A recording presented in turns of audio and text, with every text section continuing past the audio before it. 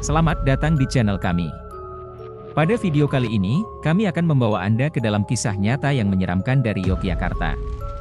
Ini adalah cerita tentang sebuah rumah tua yang dikenal sebagai Rumah Merah. Terletak di salah satu sudut kota Yogyakarta, rumah ini menyimpan sejarah kelam dan penuh misteri yang menghantui siapa saja yang berani tinggal di dalamnya.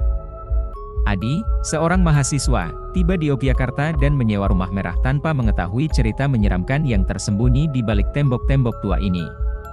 Sejak awal kedatangannya, Adi mulai merasakan keanehan yang tak bisa dijelaskan dengan logika. Suara langkah kaki di malam hari, pintu yang terbuka sendiri, dan bayangan misterius mulai mengganggu kehidupannya. Namun, hal-hal aneh tersebut hanyalah permulaan dari serangkaian kejadian yang semakin mengerikan. Di suatu malam, Adi terbangun oleh suara tangisan seorang wanita. Saat ia membuka pintu kamar, ia melihat sosok wanita berambut panjang dengan wajah pucat, berdiri di sudut ruangan. Ketakutan Adi semakin menjadi-jadi. Berusaha memahami apa yang terjadi, Adi menghubungi pemilik rumah, Pak Darto, dan melakukan penyelidikan lebih lanjut. Ia menemukan kisah tragis tentang seorang bangsawan dan istrinya yang meninggal secara misterius di rumah tersebut. Dengan bantuan Mbah Marijan, seorang paranormal terkenal, Adi mencoba memanggil roh yang menghantui rumah itu. Ritual mistis ini membawa Adi bertemu dengan roh Nyai Sari, wanita yang pernah menghuni rumah tersebut, dan mencoba membantunya menemukan kedamaian. Apakah Adi berhasil mengungkap misteri di balik Rumah Merah? Saksikan kisah lengkapnya di video ini. Jangan lupa untuk like, komen, dan subscribe untuk kisah-kisah menarik lainnya. Selamat menonton!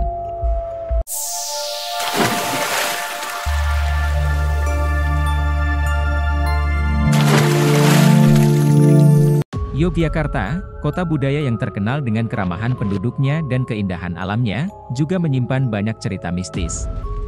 Salah satu kisah yang paling menyeramkan adalah tentang sebuah rumah tua di daerah Prawirotaman, Yogyakarta. Rumah ini dikenal sebagai Rumah Merah, karena catnya yang berwarna merah tua. Banyak penduduk setempat menghindari rumah ini, terutama pada malam hari, karena berbagai cerita menyeramkan yang beredar. Kisah ini terjadi pada tahun 2005, saat seorang mahasiswa bernama Adi yang baru pindah ke Yogyakarta untuk melanjutkan studinya di Universitas Gadjah Mada, UGM. Adi, yang berasal dari Surabaya, memutuskan untuk mencari tempat tinggal yang dekat dengan kampus. Ia menemukan sebuah iklan rumah sewa yang terlihat menarik dan murah di Prawirotaman. Awal kedatangan, pada bulan Agustus 2005, Adi tiba di Yogyakarta dan langsung menuju ke rumah sewa yang sudah dipesannya. Rumah itu besar, dengan halaman luas dan bangunan bergaya kolonial Belanda. Walaupun terlihat agak tua, Adi merasa rumah itu cukup nyaman untuk ditinggali. Pemilik rumah, seorang pria tua bernama Pak Darto, memberikan kunci dan mengingatkan Adi untuk selalu menjaga kebersihan rumah. Hari pertama berjalan tanpa masalah. Adi mulai menata barang-barangnya dan berkenalan dengan tetangga sekitar. Mereka menyambutnya dengan ramah, meskipun beberapa di antaranya memberikan tatapan aneh ketika mengetahui Adi akan tinggal di Rumah Merah.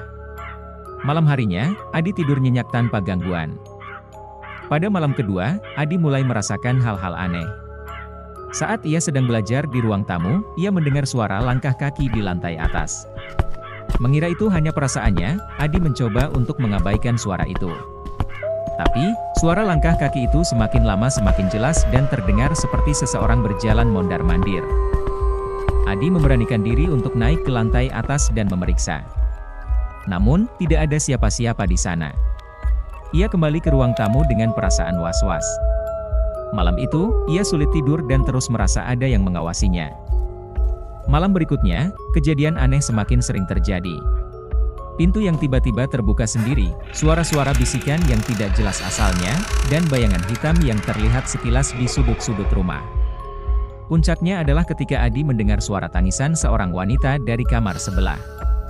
Dengan rasa takut, ia membuka pintu kamar itu dan melihat seorang wanita dengan pakaian tradisional Jawa berdiri di pojok ruangan, menangis dengan sangat sedih.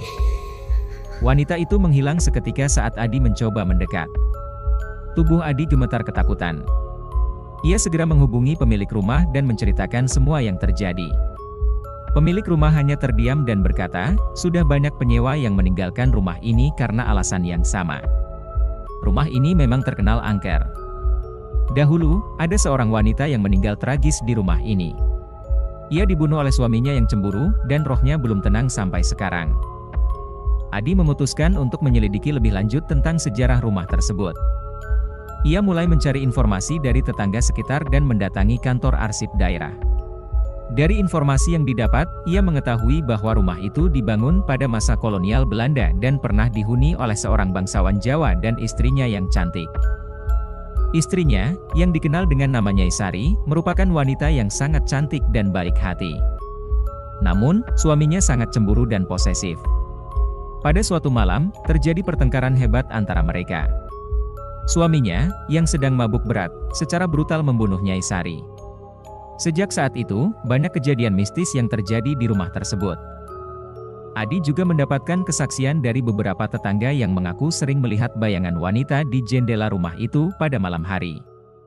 Mereka juga sering mendengar suara tangisan dan langkah kaki di dalam rumah, meskipun tidak ada penghuni di sana. Salah satu tetangga, Pak Budi, menceritakan pengalamannya. Saya pernah melihat wanita itu di halaman belakang, ia seperti sedang mencari sesuatu.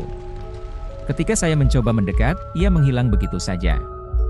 Sejak saat itu, saya tidak pernah berani mendekati rumah itu lagi, terutama pada malam hari.